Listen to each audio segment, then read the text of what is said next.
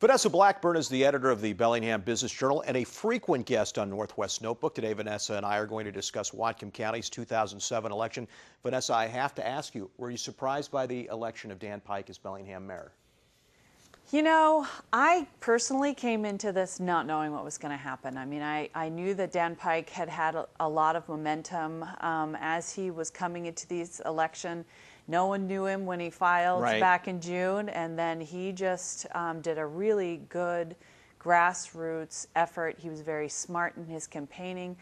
What do you think put him over the top? It did seem like everywhere you looked there was a Dan Pike ad on TV, there was a Dan Pike lawn sign. He was very good in his marketing, but I think he also had some very clear and articulate messages, and he was doorbelling all the time. He was able to work endorsements really well. So, you know, I think that there was a lot of things that he had going in his favor. You know, it's interesting, Dan McShane won the primary.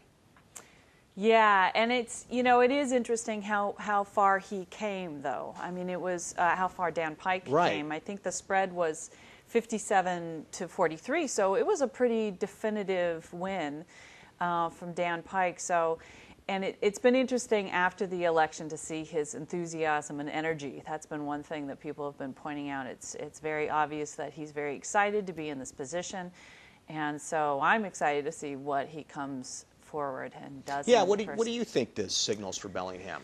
Well, he is listed as his priorities as being the Lake Whatcom waterfront development. He's talked about public safety downtown.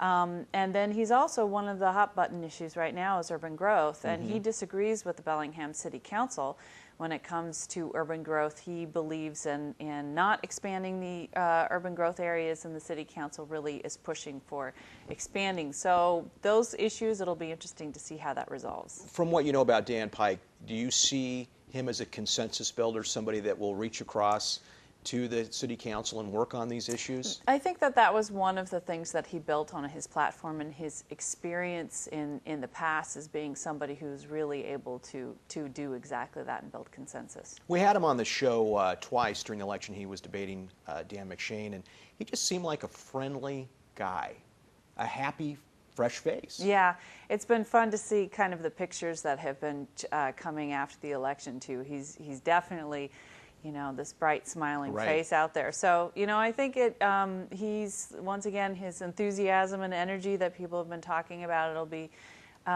be great to see. I'm excited to see how things will move forward with him. Real quick, what surprised you about the elections? Well, you know, not a lot. I mean, for the Bellingham City Council, there were 5 races with that. We have 3 fresh new faces on the City Council, which is, I think, probably a good thing for the city.